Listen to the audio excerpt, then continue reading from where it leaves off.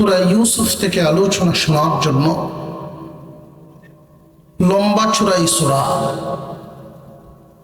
111 খানা আয়াত, 12 খানা রুকু।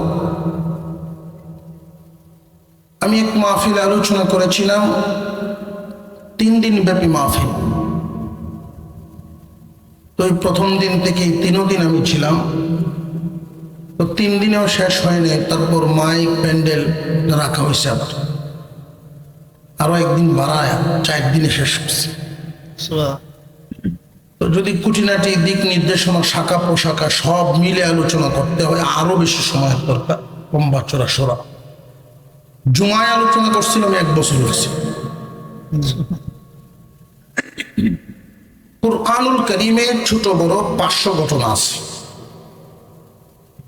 এর মধ্যে আল্লাহর ভাষায়, আল্লাহর কথায় আহসানুল কাসাস, এই ঘটনার ব্যাপারে আল্লাহ বলেন উত্তম ঘটনা, এটা সুন্দর। এই ঘটনায় সব দিক মোটামুটি তুলে ধরা হয়েছে।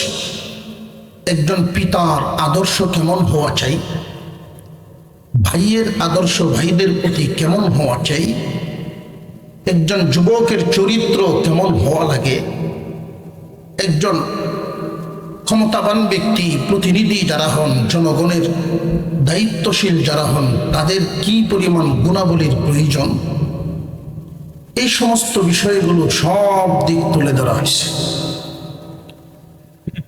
তো এই ঘটনার মধ্যে ধারাবাহিক যেই আলোচনাটা, কোন পয়গম্বরের জীবনী কোরআনে এইভাবে ধারাবাহিক আলোচনা হয়নি। যখন যতটুকু প্রয়োজন হয়েছে এতটুকু নাজিল হয়েছে, ধারাবাহিক নেই। তো ধারাবাহিক ভাবে সূরা ইউসুফে প্রথমেই যেই বিষয়টা আমরা জানতে পারি, আল্লাহ তাআলা আমার আপনার নবীকে পাঠিয়েছিলেন মক্কা নগরীতে। নবুয়তের দায়িত্ব পালন করেছেন 13 বছর। তারপরেও নির্যাতন, নিপীড়ন দিন যত যায় কাছের মানুষদের দ্বারাই বাড়ে, আপন জনেরা নির্যাতন করে। শেষ পর্যন্ত হিজরত করতে বাধ্য। হিজরত করলেন, মদিনায় গেলেন। আল্লাহ পাক রব্বুল আলামিন এমনই একটা ঘটনা আমাদের কুরআনুল কারীমে আল্লাহ নাজিল করেছেন, এখানে সব ধরনের শিক্ষা। একদল মানুষ ইহুদি খ্রিস্টানদের যে আলেম ওলামা থাকে, ইহুদি খ্রিস্টানদের, ইহুদিদের আলেম যারা হয় এদেরকে বলা হয় রাহেব। খ্রিস্টানদের যারা আলেম হয় এদেরকে বলা হয় পাদ্রী। মুসলমানদের যারা, তাদেরকে আলেম ওলামা। তো ইহুদি খ্রিস্টানদের যে পাদ্রী রাহেব, তাদের থেকে কিছু শিক্ষা হাসিল করে একদল মানুষ নবীজিকে এসব প্রশ্ন করলো হিজরতের কিছুদিন আগে। হিজরতের কিছুদিন আগে ছিল এই সূরা নাজিল হওয়ার সময়। প্রশ্নটা কি? তারা শিখায়া দিছে যে মুহাম্মদ যদি সত্য নবী হয়ে থাকে প্রমাণ হয়ে যাবে। কেমনে? উনি তো কোনো শিক্ষা প্রতিষ্ঠানে শিক্ষা হাসিল করেন নাই, আক্ষরিক জ্ঞান ওনার নাই, উনি শিক্ষিত মানুষ না, নবী দাবি করেন। ওনাকে প্রশ্ন করবা, বনি ইসরাইল তাদের যেই আদি বাড়ি, আসল বাড়ি ঘর সিরিয়ার কেনান নগর, ওই আদি বাড়ি, আদি দেশ ছেড়ে মিশরে বসবাস শুরু করলো। এর ইতিহাস কি? এর কারণটা কি? মূল কারণটা কি ছিল দেশ ছাড়া এখানে বসবাস যে শুরু হলো, এর মূল বিষয়টা কি? ওইটা জানতে চাইবা। যদি বলতে পারে না, বুঝবা সত্য নবী না।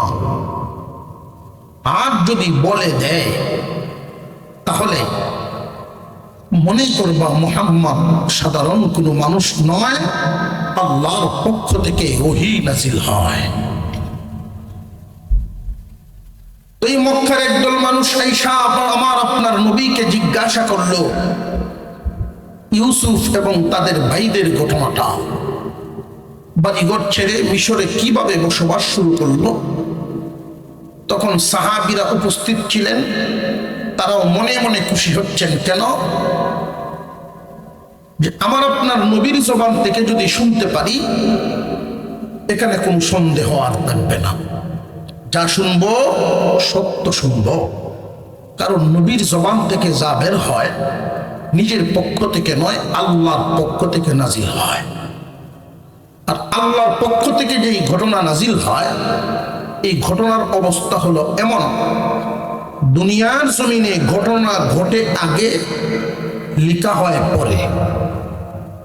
ইতিহাস ঘটে আগে, লিখা হয় পরে। আল্লাহর পক্ষ থেকে যেই ঘটনাটা নাজিল হয়, এই ঘটনাখানা লিখা হইতেছে পরে, নাজিল হইছে পরে, কিন্তু লৌহে মাহফুজে ঘটনা ঘটার আগেই লেখা হয়ে গেছে। দুনিয়ার জমিনে ঘটনা ইতিহাস যারা লেখেন, এদের উপন্যাস ইতিহাস আর কোরআনের ইতিহাস কি একরকম না? আসমান জমিন বেশ কম। দুনিয়াতে আপনাদের পাড়ায়, আমাদের দেশে সংগ্রাম ঘটেছে আগে, সংগ্রামের ইতিহাস লেখা হয়েছে পরে। এখানে বেশ কম হইতে পারে, যেমন ঘটনা ঘটছিল বেশ কম হয়ে যায়। তো আল্লাহর পক্ষ থেকে যেটা নাজিল হয়, লৌহে মাহফুজে লিখা আছে আগে, ঘটনা ঘটছে আরো পরে। সুতরাং লেখা যেমন ঘটছে হুবহু, এতে কোনো বেশ কম। সুবহানাল্লাহ। আল্লাহ বলেন, লাকাদ কানা ফি ইউসুফ ওয়া ইখওয়াতিহি আয়াতুল লিসাইলিন। নিশ্চয়ই নিশ্চয়ই ইউসুফ এবং তার ভাইদের ঘটনার মধ্যে জিজ্ঞাসুদের জন্য শিক্ষা রহিয়াছে, নিদর্শন রহিয়াছে। যারা প্রশ্ন করতে আসছে এদের জন্য শিক্ষা রহিয়াছে এই ঘটনার মধ্যে। এদের জন্য কি শিক্ষা? এক নম্বর শিক্ষা হলো মুহাম্মদ যে সত্য নবী, আর কোনো সন্দেহ নাই। মুহাম্মদ যে সত্য নবী, এই ঘটনা যদি বলতে পারে তাহলে উনি যে সত্য নবী, আর কোনো সন্দেহ। দুই নাম্বার শিক্ষা হলো একদল মানুষ মনের জিদের কারণে মুহাম্মদ এবং তার অনুসারীদের উপরে যে নির্যাতন করে, তাদের জন্য শিক্ষা হলো এই ঘটনায় বর্ণিত আছে ইউসুফ পয়গম্বরের উপরে তার ভাইয়েরা যে নির্যাতন চালালো। অবশেষে আল্লাহ পাক রব্বুল আলামিন ইউসুফ আলাইহিস সালামকে জমিনে প্রতিষ্ঠিত করলেন। নির্যাতন করেছিল যেই ভাইয়েরা, ওরা অসহায় হয়ে ভিক্ষার ঝুলি নিয়ে ইউসুফের সামনে দাঁড়াইলো। সেই দিন বেশি দূরে নয়, আজকে মুহাম্মদ এবং তার অনুসারীদের উপরে যেইভাবে তার কাছের মানুষরা নির্যাতন চালালো, নিপীড়ন চালাচ্ছে, মুহাম্মদকেও আল্লাহ দিন ঘুরায়া এমন এক পর্যায়ে নিয়ে যাবেন, মক্কার ক্ষমতাধর ব্যক্তিরাও তার সামনে অসহায় হইয়া যান, ভিক্ষার ঝুলি নিয়ে দাঁড়াইবে। শিক্ষা রহিয়াছে। এবং আমরা যারা আজকে দুনিয়ার জমিনে এই ঘটনা শুনছি, তেলাওয়াত করছি, আমাদের জন্য শিক্ষা রহিয়াছে। সেটা কি? সমাজের মধ্যে উঁচা নিচা পার্থক্য করি আমরা। অমুক দামি, অমুক কম দামি, অমুকের তুলনায় আমার মর্যাদা বেশি, তমুকের তুলনায় তার মর্যাদা বেশি। এরকম একটা বেদ বিচার আমাদের বিবেক দ্বারাই করা শুরু করি। অথচ আল্লাহ পাক রব্বুল আলামিন কে সম্মানী এটা ঘোষণা করে দিছে। আমরা চিন্তা করি সামাজিকভাবে এখনো পাওয়া যায় এমন, যদি দেখা যায় বাবার 2 সংসার, তাহলে প্রথম জন যিনি উনি হন বিবি, পরের জনরে মনে করেন বান্দি। এই প্রতিহিংসা মনের জিদ এখনো আছে না নাই? প্রথম বিবির যেই সন্তানাদি থাকে এদেরকে মনে করে বাবার আসল সন্তান, সম্মানী সন্তান, আর পরের তরফে যারা আসে এদেরকে মনে করে বান্দির তরফেরাও লাগবে, হেসের তরফেরাও লাগবে। এই জাতীয় তুচ্ছ তাচ্ছিল্য শব্দ এখনো আমরা পাই না। অথবা এক বাবা দ্বিতীয় কোনো বিয়ে করেন নাই, সন্তানাদি 5টা ছেলে। এই 5 ছেলে যখন বড় হয়ে সংসার জীবন শুরু করে, 5 জনের মধ্যে বড় জন যিনি, উনি ফরদানি, সম্মান, প্রধানের সম্মান, উনি বড় মর্যাদাবান, আগে পৃথিবীতে আসছে এই জন্যই উনি সম্মানী হয়ে গেছে। সিরিয়ালে তারা পড়ে আসার কারণে তারাও সম্মানী হয়ে গেছে। একই বাবার সন্তান তুলনামূলকভাবে বড় ভাইয়ের সন্তান যারা হয়, ছোট ভাইয়ের সন্তানদেরকে তারা তুচ্ছ তাচ্ছিল্যের নজরে দেখে, বড় জনদের সম্মানের চেয়ারটা আগে দেয়, যোগ্যতায় না, আগে দুনিয়াতে আইসে, এই জন্যই সম্মান দেওয়া সম্ভব। এই যে আমরা একটা ঠেলাঠেলি মনের বিচারিসি, এটা শুধু আমাদের সমাজে না, পূর্বের যুগেও ছিল এইরকমই একটা মনের ধাক্কাধাক্কি, মনের ঠেলাঠেলি। ইউসুফ আলাইহিস সালামের আব্বা একাধিক সংসার করেছিলেন। ইয়াকুব আলাইহিস সালাম আল্লাহর পয়গম্বর, ইয়াকুব আলাইহিস সালাম আল্লাহর নবী। ওনার বাবা ছিলেন ইসহাক আলাইহিস সালাম, তিনিও আল্লাহর নবী। ওনার বাবা ছিলেন ইব্রাহিম আলাইহিস সালাম, তিনিও আল্লাহর নবী। নবীর পুত্র নবী, নবীর পুত্র নবী, সম্মানিত পুত্র সম্মানী, সম্মানিত পুত্র সম্মানী। আমরা তো সম্মানী মনে করি জনগণের প্রতিনিধি হইলেই সম্মানী, কিন্তু আসলে মূলত না। আমরা তো চোখের মধ্যে রঙিন চশমা লাগাইছি, এই জন্য উঁচারে নিচা দেখা যায়, নিচারে উঁচা দেখা যায়। দিনদারির নজর দিয়ে যখন দেখব আসল সম্মানী কে, সেটা আমরা বুঝবো। আমি বান্নিতে গেছিলাম ছোটবেলায়, ক্লাস 1-এ পড়ি, মামার সাথে। 2 টাকার এক চশমা দিছি চক্ষু, এখন একটু পরে পরে ভাল মারি। মামা কলি এরকম করো কেন? আমি বলছি আমি মনে বুঝছি কেন উষা। তো মামা বুঝতে পারছেন আসল বিষয়টা, আমার এখনো মনে আছে। তো চশমাটা উনি খুলে ফেলছেন, উনি বললেন বাড়ি গিয়ে পরে দিবা। উনি বুঝতে পারছেন এই চশমা দেওয়ায় যদি নিয়েই রাস্তা ফাল হয়ে ফেললো, এখানে যাই, কারণ প্লাস্টিকের চশমা রঙিন, চশমার কালার যেমন দুনিয়ারে দেখতে মনে হয় এমন। দিনদারির নজর যখন আপনার চোখে চশমা লাগাবেন, দুনিয়াদাররা মনে করে যে যত পয়সাওয়ালা তার তত সম্মান বেশি, যে যত সম্পদওয়ালা তার তত সম্মান বেশি। দিনদারির নজর দিয়ে তাকাইলে দেখবেন সম্মানী ওই ব্যক্তি যে সেজদা দেয় বেশি। আল্লাহর ইবাদত, আল্লাহর বন্দেগী, আল্লাহর গোলামির সাথে সম্মানের সম্পর্ক। মহান আল্লাহ পাক রব্বুল আলামিন ইয়াকুব আলাইহিস সালামের একাধিক পরিবার, তাও আবার এই যে পরিবারটা ছিল, ইয়াকুব নবী যেই প্রথম বিবি গ্রহণ করেছিলেন, এক বর্ণনা মতে ওই বিবির সন্তান 10 জন ছেলে সন্তান। এরপরে যিনি বিবি যেই বিবাহ করেছেন, ইউসুফ আলাইহিস সালামের আম্মা, উনি সম্পর্কে ছিলেন খালা, আগের ছেলেদের খালা। অর্থাৎ আমরা সহজ ভাষায় যেটা জানি, বউয়ের ছোট বোন। তখনকার শরীয়তে একসাথে 2 বোনকে বিয়ে করা জায়েজ ছিল, এখনকার শরীয়তে না, তখনকার শরীয়তে। নবী পরিবর্তনের সাথে সাথে বিধান পরিবর্তন হয়ে যায়। তখনকার শরীয়তে সম্মানের জন্য সেজদা দেওয়া জায়েজ ছিল, এখনকার শরীয়তে মাথা ঝুঁকানোই হারাম। কাউকে সম্মান দিতে গেলে মাথা না ঝুঁকিয়ে পা ছুঁইতে পারেন, আর নইলে সালামের মধ্যেই সীমাবদ্ধ। মাথাটা একমাত্র ঝুঁকাবেন কার কাছে? আল্লাহর কাছে। তখনকার শরীয়তে এটা জায়েজ ছিল আপন দুই বোনকে বিয়ে করা, তো জায়েজ থাকলেই সবার অন্তরে তো মেনে নেয় না।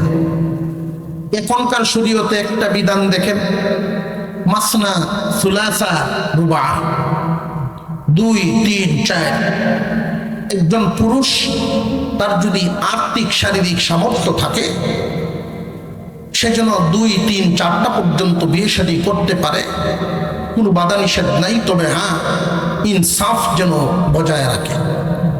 ইনসাফ যদি সমান বজায় না রাখে, কিয়ামতের দিন ওই স্বামী এক সাইড বিকলাঙ্গ প্যারালাইসিস রোগীর মতো উঠবে। হাসুরবাসীরা জিজ্ঞাসা করবে, এই লোকের এই পরিণতি কেন? যে বিয়ে করছিল 2টা, দেখতো 2 নজরে।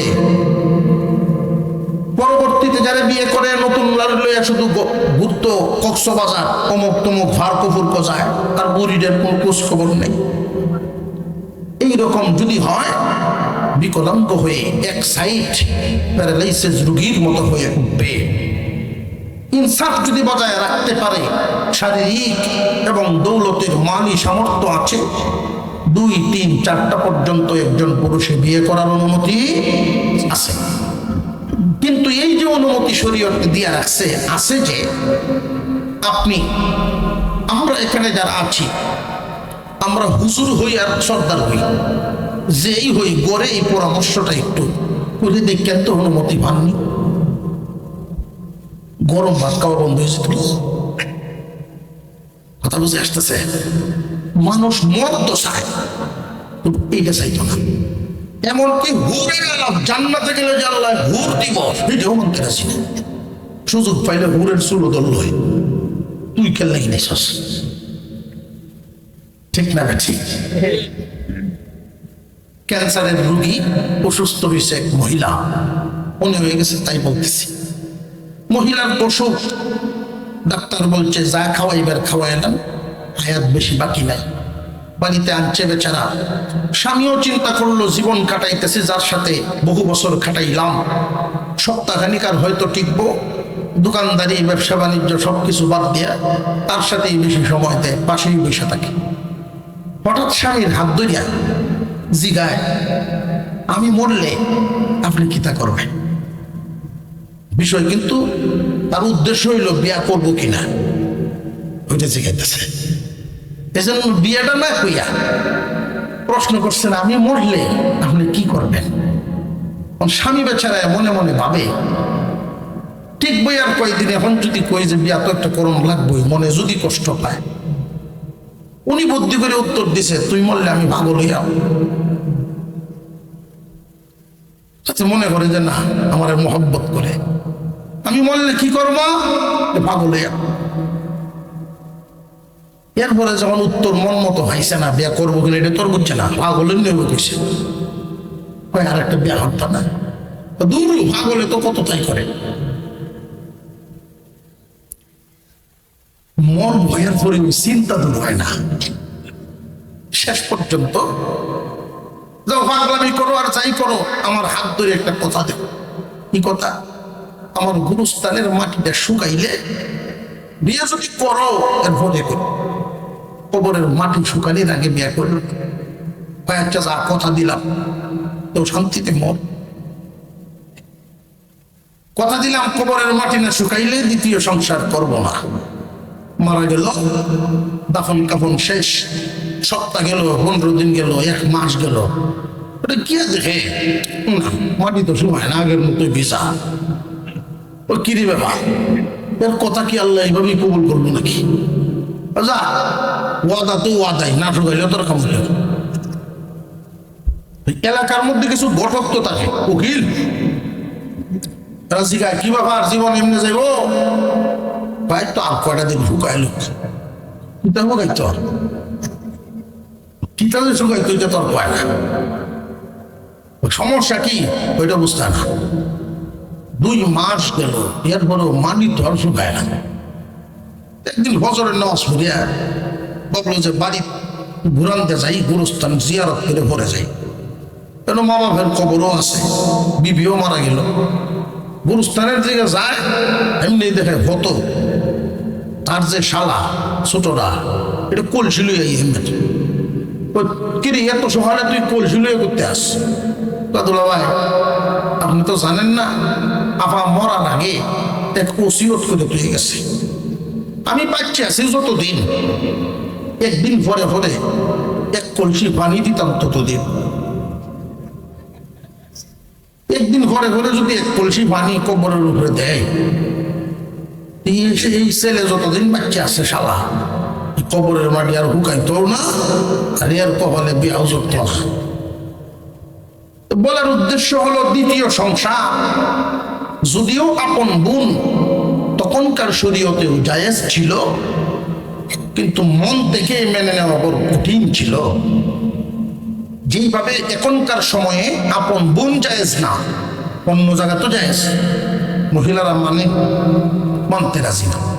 তবে আমি মহিলা মা বোনদেরকে অনুরোধ করব, কুরআনের এই বিধানটা যদি কেউ মন থেকে না মানে, বিশ্বাস না করে বা এনকার করে, কোরআনের একটা বিধানকে যদি মন থেকে এনকার করে, অপছন্দ করে, তার ঈমান চলে যায়। তুমি মন থেকে এটা মেনে নাও, এবং মন থেকে মেনে নেওয়ার পর যদি মনে সহ্য না হয় তোমার আরেকজন সতীন হোক, তাহলে তোমার আদর্শ, তোমার সুকৌশলতা, আদব কায়দার মাধ্যমে তোমার স্বামীর নজর হামেশা তোমার দিকে ফিরিয়ে রাখার সর্বোচ্চ চেষ্টা করে যাও। তাহলেই তো উনি আর দ্বিতীয় সংসারের দিকে আর মনোনিবেশ করবে না।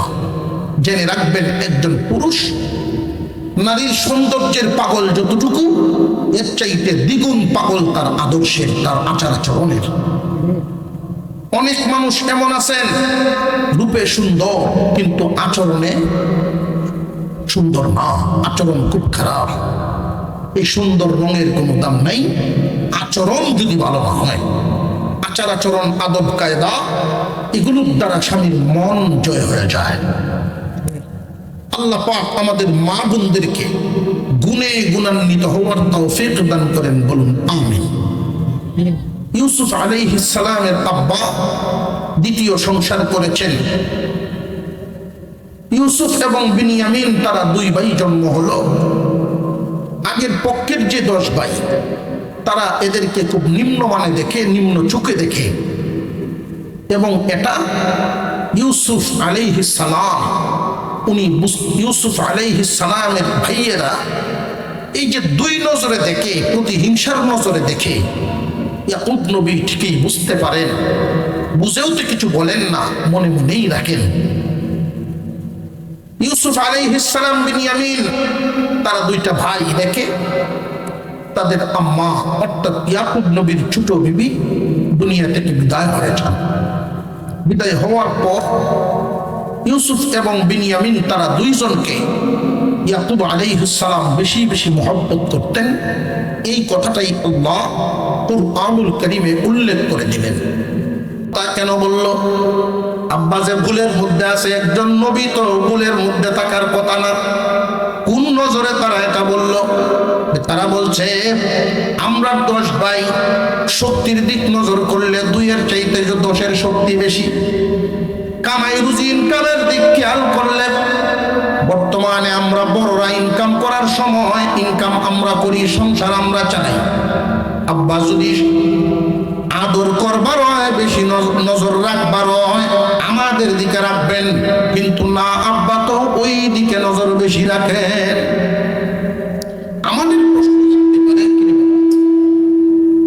আমাদের প্রশ্ন হলো, ইয়াকুব নবী ইউসুফের প্রতি, তার ভাইয়ের প্রতি নজরটা বেশি দেন কেন, মহব্বত বেশি করেন কেন?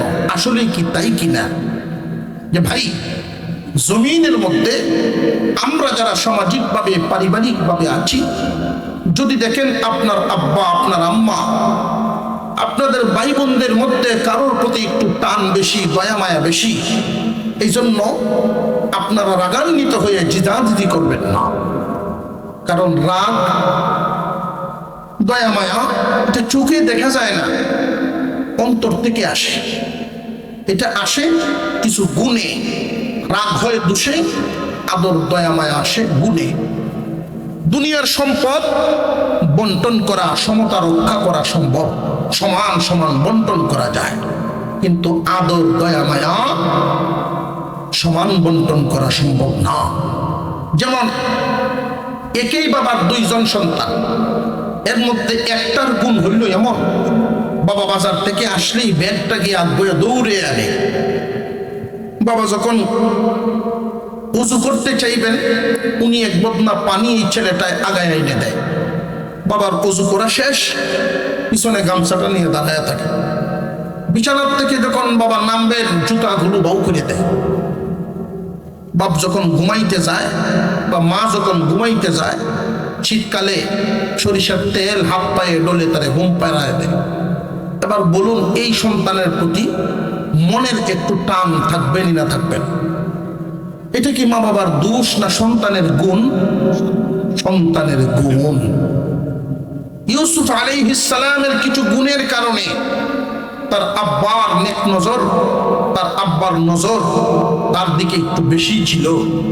এর মধ্যে মুফাসসিরিনে কেরাম যতটা উল্লেখ করেছেন, একটা হলো উনি ছিলেন সুন্দর, এমন সুন্দর তাম পৃথিবীর অর্ধেক সুন্দর আল্লাহ ইউসুফ আলাইহিস সালামকে দান করেছিলেন। আমরাও যদি ভাবি এরকম সুন্দর হতে চাই, ঈমান আমল ঠিক করি, জান্নাতে ঢোকার আগে প্রত্যেক জান্নাতীকে আল্লাহ ইউসুফ আলাইহিস সালামের চেয়ে সুন্দর বানায়া ঢুকাইবেন। দুই নম্বর কারণ, ইউসুফ আলাইহিস সালামের আম্মা দুনিয়া থেকে বিদায় হওয়ার পরে ইয়াকুব নবীর অন্তরে আসলো, তাইলে এগুলোর তো মা নাই। মা না থাকলে বাবার আদর আগের চাইতে একটু বেড়ে যায়, এটাই স্বাভাবিক। আগে যখন বাবা, আমরা সমাজ যারা চালাই, সমাজে বসবাস করি, লক্ষ্য করবেন, আমি আপনি যে এখানে আছি, এখানে আসলাম, বসলাম দিনই মাহফিলে বা বাজারে যাই, এদিক সেদিক যাই, বাড়িতে সন্তানের জন্য এতটা চিন্তা থাকে না যে আমার সন্তান ঘুমাইলো কিনা, খাইলো কিনা, গোসল করলো কিনা, তাদেরকে কে দেখবে। কেন চিন্তা থাকে না? যে তাদেরকে দেখার মতো লোক আছে, তাদের মা।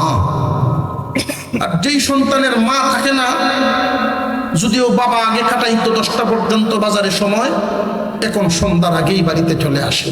কারণ সন্তানগুলোকে ঘরে আনতে হবে, ঘর গুছাইতে হবে, হাত পা ধোয়ায় এদেরকে পড়াতে বসাতে হবে, খানা খাওয়ায়া ঘুম পাড়াতে হবে, এই চিন্তাটা বাবার মাথায় চলে আসে। ইয়াকুব আলাইহিস সালাম ইউসুফ এবং বিনয়ামিনকে বেশি আদর করতেন মা না থাকার কারণে, এটাও একটা কারণ। আরেকটা কারণ আল্লাহ পাক কুরআনুল কারীমে উল্লেখ করে দিলেন আদর করতে করতে। তো একদিনের একটা ঘটনা, ইউসুফ আলাইহিস সালাম স্বপ্নে দেখলেন আকাশের 11টা তারকা, চাঁদ এবং সূর্য ইউসুফকে সেজদা দেয়। আরো জোরে কোন সুবহানাল্লাহ। এই স্বপ্নটা যখন দেখলেন, স্বপ্ন দেখেই তার আব্বার কাছে যখন বললেন, এই স্বপ্নটা তো একটা সফল স্বপ্ন, এই স্বপ্নটা একটা ভালো স্বপ্ন। উনি বললেন যে বাবা শুনো, তোমার এই স্বপ্ন তোমার ভাইদের কাছে কইও না, কারণ ভাইরা যে প্রতিহিংসার নজরে দেখে, এটা বাবা ঠিকই বুঝতে পারে। ছেলেরা মনে করে অনেক সময় আমরা এই যুগের সন্তান, আর আব্বা আগিলা মানুষ, আব্বা কিতা বুঝে, ঠিক না বেটি? 8, 9 পরে পোলা পান, এদের কথা শুনলে আশ্চর্য লাগে। বাপের কো তুমি কিতা বুঝো? বাপে মনে মনে কর তোর মতো বুঝ জন্মতে তো বেক করলে হয়েছে, কিতা বুঝতাম। বাপে বুঝে না এমন না, না বুঝার ভান করে থাকে ইজ্জত বাঁচায়া। কিন্তু যুবক, তোমাদেরকে আমি হুঁশিয়ার করি, শিক্ষা হাসিল করে তুমি জ্ঞানী হতে পারো, বিভিন্ন জায়গায় ভ্রমণ করে অভিজ্ঞতা হাসিল করতে পারো, তবে মা বাবার মনে ধাক্কা লাগে, মা বাবার মনে চোট লাগে, মুরব্বীদের কষ্ট লাগে, এমন আচরণের মাধ্যমে কথাবার্তা বলবা না। আল্লাহ উপরে উঠাইয়া আসার দিতে সময় বেশি লাগে না। মহান আল্লাহ মানুষকে প্রতিষ্ঠিত করেন বড়দের দোয়া, মা বাবার দোয়া, মুরব্বীদের দোয়ার বদৌলতে তার কাঙ্ক্ষিত লক্ষ্যে পৌঁছাইয়া দেন। দেখবেন অনেক মূর্খ মানুষ, হাতে কলম মাত্র প্রাইমারি পড়াশোনা, আল্লাহ তার মর্যাদা নিয়ে গেছেন অনেক উপরে। বুঝতে হবে তার দিলটা এমন আদবওয়ালা মন, আদবওয়ালা দিল, মানুষের দোয়া আছে তার পিছনে। উগ্র মিজাজি হইলে মানুষের দোয়া থাকে না, এটা মনে রেখে জীবনযাপন করবেন যুবক ভাইয়েরা আমার। ইউসুফ আলাইহিস সালামের আব্বা নিষেধ করলেন, এই স্বপ্ন তোমার ভাইদের কাছে কইও না, শয়তানে ধোঁকা দিবে আর ওরা তোমার বিরুদ্ধে চক্রান্তের জাল বানাইবে। ইউসুফ আলাইহিস সালামের ভাইয়েরা যখন দেখলো ইয়াকুব নবী বেশি বেশি আদর করেন, মোহব্বত করেন, এই মোহব্বতের পরিমাণ দিন দিন শুধু বাড়তেই লাগলো। তো একদিন তারা কি সিদ্ধান্ত নিল, এই কথাটা আল্লাহ কোরআনে বলেন, উকতুলু ইউসুফ আও ইতরাহুহু আরদা ইয়াখলু লাকুম ওয়াজহু আবিকুম ওয়া তাকুনু মিন বা'দিহি কওমান সালিহিন। উকতুলু ইউসুফ আও ইতরাহুহু আরদা, ইউসুফকে মেরে ফেলো অথবা দেশান্তরী। উদ্দেশ্য একটাই, বাবার চোখের আড়াল করা। আব্বা যেহেতু বেশি বেশি ইউসুফকে আদর করেন, হেসের তরফের এরপরেও বেশি আদর। আমরা 10টা ভাই আগের তরফের, এরপরেও আমাদের দিকে আব্বার নজর নাই। এটা আর মেনে নেওয়া যায় না, আর সহ্য হয় না। আমার আব্বা ভুল পথে আছেন, শুধু ইউসুফ ইউসুফ করে ইউসুফরে সাথে রাখেন, যেখানেই যান ইউসুফরে সাথে নিয়ে যান, চোখের আড়াল হইতেই দেন না। কেন যে দেন না এটা তো উনি ভালো করেই জানেন, চোখের আড়াল হতে দেন না। ইউসুফকে খুব বেশি করে আদর করেন, নিজ হাতে গোসল করায় দেন, নিজের সাথে নিয়ে ঘুম পাড়ান। এই দৃশ্যগুলো ভাইদেরকে অন্তরের জ্বালায়, আরো জ্বালায়। শেষ পর্যন্ত সিদ্ধান্ত নিল দুনিয়া থেকেই বিদায় করে দিব অথবা দেশান্তর করে দিব, যাতে করে আব্বার নজর তখন ইয়াখলু লাকুম ওয়াজহু আবিকুম, আমাদের দিকেই আব্বার মনোনিবেশ চলে আসবে। ইউসুফ যখন থাকবে না তখন আমাদের দিকে আব্বার নজর, আদর মায়া চলে আসবে, আর কোনো ভরসা থাকবে না। ওয়াতাকুনু মিন বা'দিহি কওমান সালিহিন। অতঃপর এই কর্ম করার পর, আব্বার সাথে ইউসুফের দূরত্ব তৈরি করার পরে, এটা তো গুনাহ হবে, আমরা সব তওবা করে ভালো মানুষ হয়ে যাব। এই কাজটা তো একটা অন্যায় কাজ। সংসারে গন্ডগোল লাগানো বা কারোর বিরুদ্ধে চক্রান্ত করা যে খারাপ কাজ, এটাও তারা বুঝত, অন্যায় কাজ এটা বুঝত। মুসলমান ভাইয়েরা আমার, 10 ভাইয়ের মধ্যে এমন আলোচনার ক্ষেত্রে হঠাৎ তাদের সবার বড় ভাই যিনি, উনি বললেন, শোনো, কেউ বলতেছো দমেই মেরে ফেলবা, কেউ বলতেছো দেশান্তরী করে ফেলবা, তবে আমি একটা সিদ্ধান্তমূলক কথা বলছি, এই কথাটা খুব মনে রাখবা, এই কথাটা আমল করার চেষ্টা করো। করতে যদি হয় কিছু, তাহলে দমে মারা যাবে না। আমাদের উদ্দেশ্য হলো বাপ পুতের দূরত্ব তৈরি করা, ইউসুফকে আব্বার চোখের আড়াল করা। চোখের আড়াল হলো, দুনিয়া ছাড়া যদি করি মেরে ফেলি তবুও চোখের আড়াল হবে, দেশ ছাড়া যদি করি তবুও তো চোখের আড়াল হবে। দুনিয়া ছাড়া করতে হলে হত্যা করতে হবে, আর দেশ ছাড়া করতে হলে অন্য কোনো রাস্তা বের করতে হবে।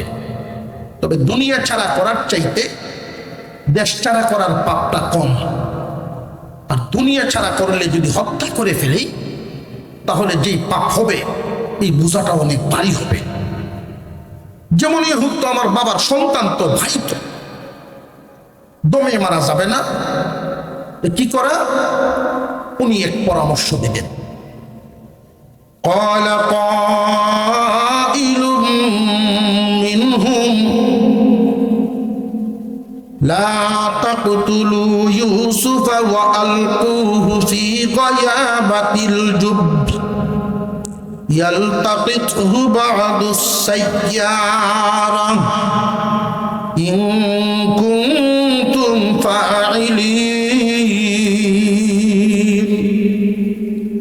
দমে মারা যাবে না, ইউসুফকে যদি কিছু করতেই হয় তাহলে একটা অন্ধকার কুয়ার মধ্যে নিয়ে ফেলে দেব, নিজে নিজে যেন উঠে বাড়িতে আসতে না পারে। আর কুয়াটা এমন একটা জায়গায় চাই যেই জায়গাটা হবে রাস্তার কিনারের কুয়া, যেই রাস্তা দিয়া বাদু সাইয়ারা প্রতীক দলেরা আসা যাওয়া করে, বিভিন্ন দেশের মানুষ এই দিক দিয়ে আসা যাওয়া করবে। যেই দেশের মানুষ ইউসুফকে কুয়া থেকে উঠাইবে ওই দেশেই তারে নিয়ে যাবে, জীবনে কোনোদিন ইউসুফ আর বাড়ি ফিরবে না। এই সিদ্ধান্তে তারা পৌঁছে গেল। ঠিক আছে, আপনার কথাটাই আমরা মানলাম, বাবার চোখের আড়াল করার রাস্তা দুনিয়া ছাড়া করলাম না, তবে দেশ ছাড়া করব। কোন কুয়ার ভিতরে ফেলবে? রাস্তার কিনারের কুয়া। গভীর কি পরিমাণ হবে যেন উঠে আসতে না পারে, এরকম একটা কুয়া তারা চিহ্নিত করে ফেলল। ঐতিহাসিকগণ বলেন কুয়ার গভীরতা ছিল 70 হাত। 70 হাত গভীর একটা কুয়া। এই কুয়াটা সবসময় পানিতে থাকে, 20 হাতের কম পানি নামে না। শুকায়ও যদি যায় এরপরেও 20 হাতের মতো পানি সেখানে থাকে। প্রতীক দলেরা সেখানে আসা যাওয়া করলে পানি উঠানোর জন্য বালতি ফেলায়, পানি উঠায়, পানি পান করে। ইউসুফকে যদি ওইখানে ফেলাইয়া দেই, উঠবো কেমনে? কোন রকম যান বাসায় টিকে থাকবো সাইডে ধরিয়া। যখন বালতি ফেলবো পানি উঠানোর জন্য, ওইটা দেখে বালতিতে উঠবো, আর যেই দেশের মানুষ তারে উঠাইব সেই দেশেই তারে নিয়ে যাবে। ইউসুফের ভাইয়েরা তারা বাবার কাছ থেকে নিতে হবে, কুয়ায় ফালতে হবে। এখন হলো তাদের এই কাজ। কেমনে নেওয়া যায়, কিভাবে নেওয়া যায়? এই পর্যন্ত কোনোদিন আব্বা ইউসুফকে তার চোখের আড়াল করেন না, হাত ছাড়া করেন না। আমরা কেমনে তারে নিব? 10 ভাই একসাথে বাবার কাছে গেছে, এমন কৌশলে কথা বলা শুরু করলো যেই কৌশলে উনিও খুব সুন্দর করে এড়ায় চলার চেষ্টা করেছেন, তারপরেও পারেন নাই। উনি এদের মনের কথাটা যেহেতু বুঝতে পারেন নাই, উনি তাদের সাথে দিতে রাজি হয়ে গেলেন। কথাগুলো কি ছিল? তারা 10 ভাই জিজ্ঞাসা করে, আব্বা ইউসুফের ব্যাপারে আপনি কি আমাদেরকে বিশ্বাস করেন না? এখন আব্বা যদি বলেন কেন করব না, তাহলে তো অবশ্যই তারা আর একটা কথা বলবে। যদি বলেন না বিশ্বাস করি না, তাহলে কি সংসারে শান্তি থাকবে না? একটা অশান্তি তৈরি হবে।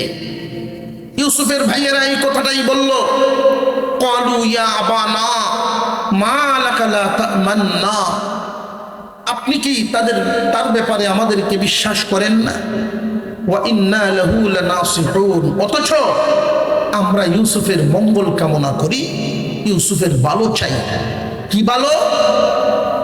ইউসুফ ঘরে থাকতে থাকতে, আপনার পাশে থাকতে থাকতে কোনো কাজ কামার তার সহ্য হবে না, বাহিরের আবহাওয়া পায় না।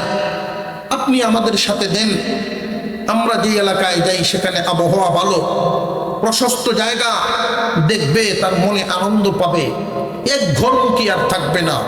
আমাদের এত সুন্দর ভাইটা, আমরা তার কল্যাণকামী। যদি আপনি বিশ্বাস করেন, এর প্রমাণ আপনি প্রমাণ করেন। আরসিলহু মা'ানা গাদা, আগামীকাল আমাদের সাথে দিয়া দেন দেখি। ইয়ারতাউ ওয়া ইয়ালআব, সে মনের আনন্দ নিবে, ঘোরাফেরা করবে, দৌড়াদৌড়ি করবে, ফল ফ্রুট খাবে, মনের তৃপ্তি নিবে। ওয়া ইন্না লাহু লাহাফিজুন, আর আমরা সকলে মিলে তার হেফাজত করব। ইয়াকুব আলাইহিস সালাম তাদের কথাগুলো শুনলেন, শুনে তিনি উত্তর দিলেন, বাবারে, ক্বালা ইন্নী লায়াহযুনুনি, হে আমার ছেলেরা, আমার বড় চিন্তা হয়, এজন্য হাত ছাড়া করি না, চোখের আড়াল করি না। প্রিয় বস্তু চোখের আড়াল হইলেই বিভিন্ন ধরনের চিন্তায় ভোগায়। নিজের সন্তান, কোন মহিলার সন্তান যদি সন্তানের বাবার সাথেও যায়, মায় জানে 1 ঘন্টার ভিতরেই বাজার থেকে ঘুরে আসার কথা, চুল কাটতে গেছে, এখানে যদি 1.5 ঘন্টা হয়ে যায়, তখন এই মার মনে বিভিন্ন চিন্তা আসে। এত দেরি তো হওয়ার কথা না, কোনো অ্যাক্সিডেন্ট হইল নি, বিভিন্ন ধরনের চিন্তায় ভোগায়। আপন জিনিস, প্রিয় জিনিস চোখের আড়াল হইলেই তারে চিন্তায় ভোগায়। ওয়া আন তাযহাবু বিহি ওয়া আখাফু আন ইয়াকুলাহু যিব, তোমাদের সাথে দিলে আমার চিন্তা হবে, প্রিয় জিনিস চোখের আড়াল হলে চিন্তা হয়। ওয়া আখাফু আন ইয়াকুলাহু যিব, এবং ভয় হয় কি জানোনি, যদি আমার ইউসুফরে তোমাদের সাথে দেই, আন ইয়াকুলাহু যিব ওয়া আনতুম আনহু গাফিলুন, তোমরা থাকবে কাজের দান্দায়। তোমরা যদি অমনোযোগী হওয়ার পরে আমার ইউসুফরে বাগে খেয়ে ফেলে, এই ভয় আমার অন্তরে। তোমরা যে এলাকায় কাজ কাম করতে যাও, এলাকাটা বাঘের উপর উপদ্রব, ওইখানে যদি তোমাদের অমনোযোগিতার কারণে, অযত্নের কারণে, না দেখার কারণে আমার ইউসুফরে বাগে খেয়ে ফেলে, এই ভয় আমার অন্তরে। তারা আবার পাল্টা উত্তর দেয়, ক্বালু লাইন আকালাহু যিব ওয়া নাহনু উসবাতুন ইন্না ইযাল লাখাসিরুন। ও আব্বা, আপনি তো জানেন আমরা শক্তিশালী একটা দল, 10টা ভাই। তাফসীরের কিতাবের মধ্যে উল্লেখ করা হয় কেমন শক্তিশালী। সারা অঞ্চলে এদের 10 ভাইয়ের টিমের শক্তির সুনাম আছে। এরা এক একজন এমন শক্তিশালী, একজনে একটা বাঘের সাথে মাইর করতে পারে। দেশে এদের সুনাম সুখ্যাতি, এই 10 ভাইয়ের বীরত্বের সুনাম আছে। আব্বা, আপনি বলতেছেন বাঘে খাইলেই, আমরা 10টা ভাই থইয়া যদি এই প্রিয় ভাইটাকে বাঘে খেয়ে ফেলে, ইন্না ইযাল লাখাসিরুন, আমরা ক্ষতিগ্রস্ত হয়ে যাব। সরল অর্থ হইল, মুখ দেখাই মুখ এমনি মানুষের সামনে। এখন আর বাপ কি করব? বাবা আর বাধা দেন নাই, রাজি হয়ে গেলেন। এদের কথায়, 10 ভাইয়ের কথায় বাবা রাজি হয়ে গেলেন। পরের দিন ইউসুফ আলাইহিস সালাম বিদায় হবেন। এই প্রথম ইয়াকুব নবী প্রিয় সন্তানকে চোখের আড়াল করবেন। মনের ভিতরে বিভিন্ন ধরনের চিন্তা শুরু হয়ে গেল। যাদের ইনকামে সংসার চলে, যাদের দাবিটাও মানা লাগে, না দিয়াও উপায় নাই, সংসারে গন্ডগোল, দিতেও মনে চায় না, ইউসুফকে চোখের আড়াল করতে চায় না, মনে বড় চিন্তা হয়। কোমরের মধ্যে একটা তাবিজ বাঁধলে, নেও, আমার কোমরে ছিল এই তাবিজটা, এটা তোমার কোমরে দিলাম, বরকতের তাবিজ। রে ইউসুফ, তোমার ভাইদের সাথে যাচ্ছ, যাও, আল্লাহর কথা সব সময় মনে রাখবা, আল্লাহর উপর ভরসা রাখবা। পিতা হিসাবে সন্তানকে উত্তম নসিহত ভরসা রাখবে কার উপর? আমরাও তো সন্তানাদি বিদায় করি, বিদেশেই হোক দেশের ভিতরেই হোক বিভিন্ন জায়গায়। সন্তান যাওয়ার সময় পিতা হিসাবে সন্তানকে কি বলে দেওয়া উচিত? আমরা তো বইলা দেই, যদি কোনো অসুবিধা হয় তোর মামার বাসায় যাইস, ঠিক না? নাম্বার একটা লিখে দেয়, আমার অমুক কারণ আমার বন্ধু আছে, অসুবিধা হইলে তুই ফোন দিস। আল্লাহর কথা খুব কম পিতাই সন্তানকে বইলা দেয়। মুসলমানের সন্তান আল্লাহর উপর ভরসা সবচেয়ে বড়। আল্লাহর উপরে ভরসা করবা, কারণ কি জানো ইউসুফ দুনিয়ার সবাই সবাইকে বলতে পারে, আল্লাহ তার বান্দা বলেন না। فلما ذهبوا به وأجمعوا أن يجعلوه في غيابة الجب, তারা সব উদ্দেশ্য মতো যাইতে থাকলো, ওই আসল জায়গায় গিয়া তাদের যা করার তাই করে ফেললো। কি করলো? প্রথমে বাবার চোখের সামনে খুব আদর দেখাইছে। দূর যাওয়ার পরে ইউসুফ আলাইহিস সালামের উপরে প্রহার শুরু করলো। আগের চেহারার নাই, আদর করার চেহারা কারোর নাই। 10 ভাই মিলে প্রহার শুরু করছে। একজনে থাপ্পড় মারে আর একজনে লাথি মারে। এইভাবে নির্যাতনের পর ইউসুফ পয়গম্বরের পরনের জামাটা খুলে ফেলছে। আরবি মানুষ উপরে একটা কাপড় বড় ধরনের পরে নিসফে সাফ, নিচের কাপড়টা ছোট হইলেও সমস্যা না, তাদের ফরজ আদায় হয়। সুন্দর ফর্সা মানুষ জামাটা যখন খুলে ফেলছে, নিজের কাছে লজ্জাবোধ হচ্ছে, কারণ সবার লজ্জা শরম তো সমান না। লক্ষ্য করে দেখবেন অনেক মানুষ এমন আছে, মহিলা তো দূরের কথা, পুরুষদের সামনেও খালি গায়ে থাকে না। কোনো ইমাম সাহেবরে কোনোদিন উদাম দেখবেন না। আবে সব আলেম মানুষ, মানুষের সামনে সাধারণত খালি গায়ে হয় না। ওই জন্যই তো বলছিলাম সম্মানী কারা, ওইটা চিন্তা করবেন দিনদারির নজরে। ইজ্জতওয়ালা কারা, দিনদারির নজর দিয়া কোনো আলেম কোনো দিন মানুষের সামনে খালি গায়ে হওয়া পছন্দ করবে না। আর এমন মানুষও তো আছে, লেমটি মাইরে ভাড়াও বাজারও যাইব বিরিয়ান্ত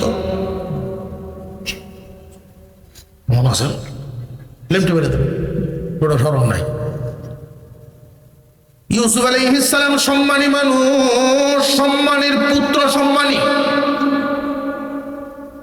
যদিও বালক, 13 বছর বয়স। অনেক শিশু আছে, লক্ষ্য করে দেখবেন মানুষের সামনে 5, 6, 7 বছর বয়সের পরেও মানুষের সামনে কাপড় খুলতে লজ্জা পায়। মা বাবায় পারিবারিক ভাবে এইভাবেই শিক্ষা দিয়ে তুলছেন, এই কারণেই এমন লজ্জা আছে তার অন্তরে। আর যারা লজ্জা শিখায় না, ওরা বড় হইলেও এই লজ্জা তাদের হাসিল হয় না। যেই মাত্র জামাটা খুলে তাকে 10 ভাই ধরে এই অন্ধকার কুয়ার ভিতরে ফেলে দেয়, তখনই একটা চিৎকার দিয়ে উনি ডাক দিয়েছিলেন আল্লাহ। আল্লাহ বলে যখন ডাক দিলেন, আল্লাহ বলেন, আমার সম্মানীর পুত্র, সম্মানী 10 ভাই হাত থেকে ছেড়ে দিয়েছে, তুমি যাও। আমার ইউসুফের গায়ে যেন পানি না লাগে, সাবধান সাবধান, কুয়ার পানি না লাগার আগেই, পানি লাগবার আগেই তুমি তারে ধরে ফেলো। জিবরাইল আলাইহিস সালাম সিদরাতুল মুনতাহা, ওইখান থেকে তিনি একটা নয়, দুইটা নয়, ওই দিন 600 নূরের পাকা একসাথে ছেড়ে টান দিলেন। ইউসুফও যায়, জিবরাইলও যান, ইউসুফও যায়, জিবরাইলও যান। এইভাবে যাইতে যাইতে কেনালের কুয়ার ভিতরে পৌঁছে গেলেন। ইউসুফের গায়ে পানি লাগবার আগেই জিবরাইল নিচ থেকে ধরে ফেলছে। وأوحينا إليه لتنبئنهم بأمرهم هذا وهم لا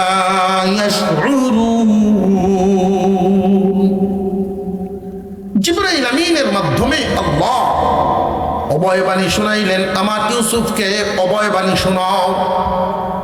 তার ভাইয়েরা প্রহার করল, মরণের জায়গা, মৃত্যুর মতো কুয়া, মরে যাবে এমন একটা সম্ভাবনাময় জায়গায় যখন ছেড়ে দিল, ভয়ে তরতর করে কাঁপতেছিলেন, কারণ উনিও তো মানুষ, মানুষের সন্তান মানুষ। হাত থেকে গভীর কুয়ার ভিতরে যখন ছেড়ে দেয়, আল্লাহু আকবার বলে চিৎকার দিয়ে উনি কাঁপতেছিলেন। জিবরাইল আমিন ধরলেন, কম্পন এখনো শেষ হয় নাই, অভয় বাণী শোনায় দাও রে জিবরাইল। কি বাণী শোনাবো? জিবরাইল, আমার ইউসুফকে শোনায় দাও, এই হালত পরিবর্তন করে আমি ইউসুফকে এমন এক জায়গায় নিয়ে যাব, ইউসুফকে আমি প্রতিষ্ঠিত করব জমিনে, এমন উন্নত জায়গায় নিয়ে যাব। আর এমন এক হালত হবে, আজকে যারা তার উপর নির্যাতন করেছে, ওরা একদিন তার সামনে ভিক্ষার ঝুলি নিয়ে দাঁড়াইবে, এই ঘটনার ইঙ্গিত বা বর্ণনা দিবে। তারা চিনবে না, কিন্তু ইউসুফ থেকেই তাদেরকে চিনতে পারবে। আর ইউসুফের গায়ে একটা জামা পরাইয়া দাও, 3 দিন পর্যন্ত তারা এখানে রাখো। ইউসুফ আলাইহিস সালামের গায়ে জামা প্রত্যেকে পরাবেন। জিবরাইল আমিন বলেন, আল্লাহ, আমি জামা কই পাবো? আল্লাহ বলেন, তোমার স্মরণ হয় কিনা অনেক আগে ইব্রাহিম পয়গম্বরকে তার আব্বা নিজ হাতে কাপড় খুলে উলঙ্গ অবস্থায় আগুনের মধ্যে ফেলেছিল।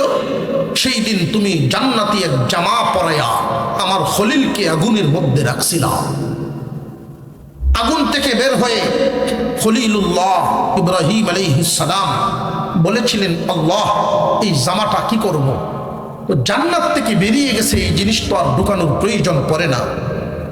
এই জামার এক বৈশিষ্ট্য ছিল, ছোটও করা যায়, বড়ও করা যায়। তোমার কাছে রেখে দাও। এটা ছোট করে তাবিজ বানায়া খলিলুল্লাহ কাছে রেখেছিলেন। উনি তার ছেলে ইসহাক আলাইহিস সালামকে দিয়েছিলেন। ইসহাক আলাইহিস সালামও জানতেন না এর ভিতরে কি। উনি তার ছেলে ইয়াকুব আলাইহিস সালামকে দিয়েছিলেন।